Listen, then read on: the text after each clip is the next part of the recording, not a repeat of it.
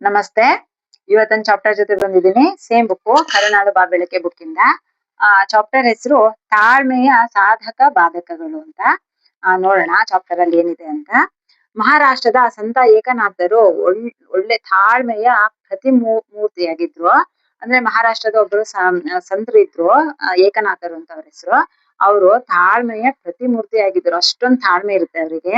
ಯಾವಾಗ್ಲೂ ಶಾಂತವಾಗಿರ್ತಾ ಇದ್ರು. ಯಾವ ಸಮಸ್ಯೆ ಬಂದ್ರುನು ಅವ್ರ ಮನಸ್ಸನ್ನ ಅಂದ್ರೆ ಸ್ಥಿರವಾಗಿ ಇಟ್ಕೊಂಡು ಇದು ಅವರ ಶಾಂತಿನ ಕಳ್ಕೊಳ್ತಾ ಇರ್ಲಿಲ್ಲ. ಎಂತ ಕಷ್ಟ ಬಂದ್ರುನು ಅವರು ಆರಾಮಾಗಿ ಹ್ಯಾಂಡಲ್ ಮಾಡ್ತಾ ಇದ್ರು.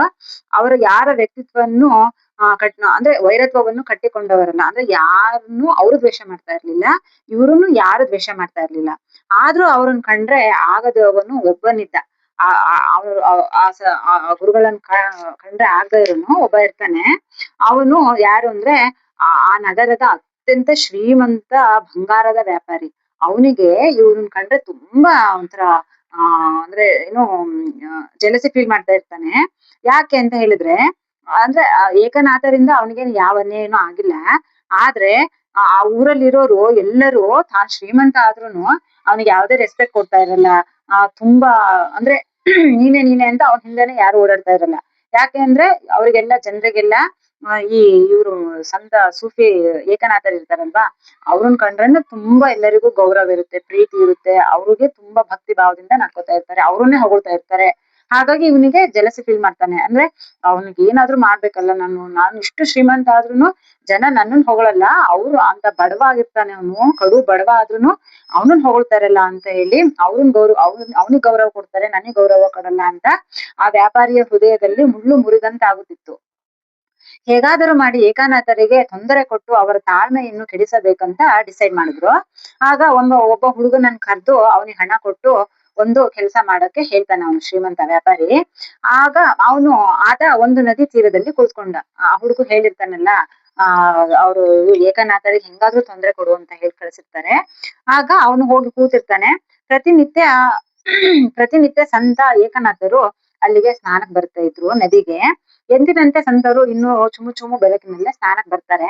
ನೀರಿಗಿಳಿದು ಸ್ನಾನ ಮಾಡಿ ಅರ್ಘ್ಯ ನೀಡಿ ಪಾತ್ರೆಯಲ್ಲಿ ನೀರ್ ತುಂಬಿಕೊಂಡು ಹೊರಗ್ ಬರ್ತಾರೆ ದಡದತ್ರ. ಅವರು ರಸ್ತೆಗೆ ಬರುತ್ತಿದ್ದಂತೆ ಆ ಯುವಕ ಏನ್ ಮಾಡ್ತಾನೆ ಅಂದ್ರೆ, ಇದು ಸೂಫಿ ಸಂತರಿಗೆ ಮುಖದ ಮೇಲೆ ಉಗುದ್ ಬಿಡ್ತಾನೆ. ಅಂದ್ರೆ ಹೇಗಾದ್ರೂ ಮಾಡಿ ಅವ್ರಿಗೆ ತೊಂದ್ರೆ ಕೊಡ್ಬೇಕಲ್ವಾ, ಅದಕ್ಕೋಸ್ಕರನೇ ಅವ್ನಿಗೆ ದುಡ್ಡು ಕೊಟ್ಟು ಆ ಶ್ರೀಮಂತ ವ್ಯಾಪಾರಿ ಕಳ್ಸಿರ್ತಾನೆ. ಅದಕ್ಕೋಸ್ಕರ ಅವನು ಆ ಗುರುಗಳ ಮೇಲೆ ಉಗುದ್ ಬಿಡ್ತಾನೆ. ಆಶ್ಚರ್ಯ ಏನಂದ್ರೆ ಏಕನಾಥರಿಗೆ ಕೋಪವೇ ಬರಲ್ಲ. ಅವರು ಆತನನ್ನು ನೋಡಿ ಮುಗುಳ್ನಕ್ಕು ಮತ್ತೆ ನದಿಗೆ ಹೋಗಿ ಮತ್ತೆ ಸ್ನಾನ ಮಾಡ್ತಾರೆ. ಸ್ನಾನ ಮಾಡಿ ಮತ್ತೆ ಬರ್ತಾರೆ. ಆ ಹುಡುಗ ಅಲ್ಲೇ ಕೂತಿರ್ತಾನೆ, ಮತ್ತೆ ಉಗಿತಾನೆ. ಮತ್ತೆ ಅದೇ ಹೋಗಿ ಮತ್ತೆ ಸ್ನಾನ ಮಾಡ್ಬಿಡ್ತಾರೆ. ಇದೇ ತರ 100 ಸಾರಿ ಆಗುತ್ತೆ. ಅವ್ನು ಉಗಿತಾನೆ, ಗುರುಗಳು ಹೋಗಿ ಸ್ನಾನ ಮಾಡ್ಕೊ ಬರ್ತಾರೆ. ಅವ್ನು ಉಗಿತಾನೆ, ಮತ್ತೆ ಗುರುಗಳು ಸ್ನಾನ ಮಾಡ್ಕೊ ಬರ್ತಾನೆ. ಇದೇ ರೀತಿ 100 ಬಾರಿ ಆಯ್ತು. ಏಕನಾಥರಿಗೆ ಕೋಪ ಬರಲೇ ಇಲ್ಲ. ಆದರೆ ಆ ಯುವಕನಿಗೆ ಪಶ್ಚಾತ್ತಾಪ ಆಗುತ್ತೆ. ಆ ಹುಡುಗನಿಗೆ ಅಂದ್ರೆ ಅವನ ಮೇಲೆ ಅವನಿಗೆ ಬೇಜಾರಾಗೋಕ್ ಶುರು ಆಗ್ಬಿಡುತ್ತೆ. ಆಗ ಆತ ಮುಂದೆ ಬಂದು ಸಂತರ ಕಾಲನ್ನು ಹಿಡಿದು, ಸ್ವಾಮಿ, ನಿಮ್ಮ ಹಾಗೆ ತಾಳ್ಮೆ ಇರೋರನ್ನ ನಾನು ಎಲ್ಲೂ ನೋಡ್ಲೇ ಇಲ್ಲ. 100 ಬಾರಿ ನಾನ್ ನಿಮ್ಮ ಮೇಲೆ ಉಗುಳಿದ್ರುನು ಬೇಜಾರು ಮಾಡ್ಕೊಳ್ಳಿಲ್ಲ, ಕೋಪನೂ ಮಾಡ್ಕೊಂಡಿಲ್ಲ, ನನಗ್ ಬೈಲೂ ಇಲ್ಲ ನೀವು. ನಿಜವಾಗಿಯೂ ನೀವೇ ಮಹಾನುಭಾವರು ಅಂತ ಹೇಳಿ ಆ ಹುಡುಗ ಹೇಳ್ತಾನೆ. ದಯವಿಟ್ಟು ನನ್ನನ್ನು ಕ್ಷಮಿಸಿ ಗುರುಗಳೇ, ನಾನು ಇದನ್ನು ತಮ್ಮ ಮೇಲಿನ ದ್ವೇಷದಿಂದ ಮಾಡಿದ್ದಲ್ಲ. ಬಂಗಾರದ ವ್ಯಾಪಾರಿ ನನಗೆ ಹಣ ಕೊಟ್ಟು ಈ ಕೆಲಸ ಮಾಡಲು ಹೇಳಿದ. ನಿಮಗೆ ಕೋಪ ಬರಿಸಿದರೆ ಇನ್ನೂ ಒಂದಿಷ್ಟು ಹಣ ಕೊಡುವುದಾಗಿ ಹೇಳಿದ್ದ. ಅದಕ್ಕೆ ನಾನು ಇದನ್ನ ಮಾಡಿದೆ. ಹಣದ ಆಸೆಗೋಸ್ಕರ ನಾನ್ ನಿಮಗೆ ಇಷ್ಟೊಂದು ತೊಂದರೆ ಕೊಟ್ಬಿಟ್ಟೆ, ನನ್ಗೆ ಕ್ಷಮಿಸ್ಬಿಡಿ ಅಂತ ಆ ಹುಡುಗ ಗುರುಗಳ ಹತ್ರ ಕೇಳ್ತಾನೆ. ಏಕನಾಥರು ಮತ್ತೆ ನಕ್ಕು ಮೈದಡವಿ ಹೇಳ್ತಾರೆ, ಅಯ್ಯ, ನನ್ನ ತಾಳ್ಮೆಗಿಂತ ನಿನ್ನ ತಾಳ್ಮೆಯೇ ದೊಡ್ಡದು. ನಾನು 100 ಬಾರಿ ಸ್ನಾನ ಮಾಡಿ ಬರೋವರೆಗುನು ಇಲ್ಲೇ ಕಾದು ಕುಳಿತು ಮತ್ತೆ ಪ್ರತಿ ಬಾರಿ ನನ್ನ ಮೇಲೆ ಉಗುಳ್ತಾ ಇದ್ದೇನು? ಆ ತರ ಮಾಡೋ ಸಾಮಾನ್ಯ ಕೆಲಸವೇ? ನೀನೂ ತಾಳ್ಮೆ ಕಳೆದುಕೊಳ್ಳದೆ ಇಷ್ಟು ಬಾರಿ ಕೆಲಸ ಮಾಡಿದ್ದಿ.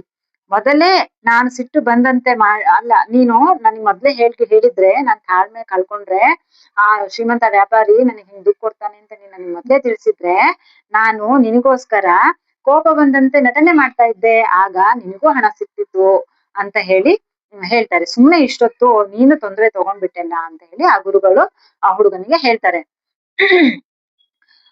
ಕರಜಗಿ ಸರ್ ಲಾಸ್ಟ್ ಹೇಳಿದ್ದಾರೆ, ಒಳ್ಳೆ ಕೆಲಸ ಮಾಡಲು ತುಂಬಾ ತಾಳ್ಮೆ ಬೇಕಾದಂತೆ ಕೆಲವೊಂದು ಕೆಟ್ಟ ಕೆಲಸ ಮಾಡಲು ತುಂಬಾ ತಾಳ್ಮೆ ಬೇಕಾಗುತ್ತದೆ. ತಾಳ್ಮೆ ದೊಡ್ಡ ಗುಣವೆನಿಸಿದರೂ ಆದರೆ ಅದರ ಸಾರ್ಥಕ ಇರುವುದು ಆ ತಾಳ್ಮೆ ಸಾಧಿಸುವ ಕಾರ್ಯದಿಂದ. ಅಂದ್ರೆ ನಾವ್ ಯಾವ ಕೆಲ್ಸನ ನಾವ್ ಮಾಡ್ ಮುಗಿಸ್ಬೇಕು ಅಂತ ಅನ್ಕೊಂಡಿರ್ತೀವಲ್ವಾ, ಅದು ಒಳ್ಳೇದೋ ಕೆಟ್ಟದ್ದೋ, ಆದ್ರೆ ಆ ಉದ್ದೇಶ ಕರೆಕ್ಟ್ ಆಗಿ ಇತ್ತು ಅಂದ್ರೆ ನಾವ್ ಆ ತಾಳ್ಮೆಯಿಂದ ಸಾಧಿಸಿದ ಕಾರ್ಯವು ಶುಭವಾಗುತ್ತದೆ ಅಂತ ಹೇಳ್ತಾ ಇದ್ದಾರೆ. ತಾಳ್ಮೆಯಿಂದ ಮಾಡಿದ ಕೆಲಸ ಶುಭವನ್ನು ಮಾಡಿದರೆ ಅದು ಸಾಧಕ, ಆದರೆ ಅಶುಭವಾದರೆ ಅದು ಬಾಧಕವಾಗುತ್ತದೆ ಅಂತ ಹೇಳ್ತಾ ಇದ್ದಾರೆ. ಅಂದ್ರೆ ಈ ಕಥೆ ನೀತಿ ಕಥೆ ಏನು ಅಂದ್ರೆ, ಅರ್ಥ ನಾವ್ ಮಾಡ್ಕೋಬೇಕಾಗಿರೋದು ಏನು ಅಂದ್ರೆ, ನಾವ್ ತಾಳ್ಮೆಯಿಂದ ಇರ್ಬೇಕು ನಿಜ, ಆದ್ರೆ ಎಲ್ ತಾಳ್ಮೆ ಇರ್ಬೇಕು, ಯಾವ ಕೆಲ್ಸ ತಾಳ್ಮೆ ಇರ್ಬೇಕು ಅದಕ್ ಮಾತ್ರ ಇರ್ಬೇಕು. ಹಂಗಂತ ನಾವ್ ತಾಳ್ಮೆಯಿಂದ ಇರ್ತೀವಿ ಅಂತ ಪ್ರತಿಯೊಂದಕ್ಕೂ ನಮ್ಮ ಅಂದ್ರೆ ಪ್ರತಿಯೊಂದಕ್ಕೂ ಯಾರೇನೋ ಹೇಳ್ತಾರೆ, ಯಾರೇನೋ ಸುಮ್ನೆ ನಮಗೆ ಹೇಳ್ತಾರೆ ಅಂದ್ರುನು ನಾವು ತಾಳ್ಮೆಯಿಂದ ಇರೋದಲ್ಲ, ಅದು ಬಾಧಕ ಆಗುತ್ತೆ. ಹಂಗಾಗಿ ನಾವು ಪ್ರತಿ ಕ್ಷಣ ಪ್ರತಿ ದಿನ ಯಾವಾಗ್ಲೂ ತಾಳ್ಮೆಯಿಂದ ಇರೋದು ತುಂಬಾ ಮುಖ್ಯ ಅಂತ ಹೇಳಿ ಕರಜಗಿ ಸರ್ ಈ ಚಾಪ್ಟರ್ ಅಲ್ಲಿ ಹೇಳಿದ್ದಾರೆ. ಸೊ ನಾವೆಲ್ಲ ಎಷ್ಟ್ ತಾಳ್ಮೆಯಿಂದ ಇರ್ತೀವಿ, ಯಾವ್ಯಾವ ಸಿಚುವೇಶನ್ ಅಲ್ಲಿ ಎಷ್ಟೆಷ್ಟು ತಾಳ್ಮೆಯಿಂದ ಇರ್ತೀವಿ ಅಂತ ನಾವು ನೋಡ್ಕೋಬೇಕಾಗಿದೆ ಈಗ.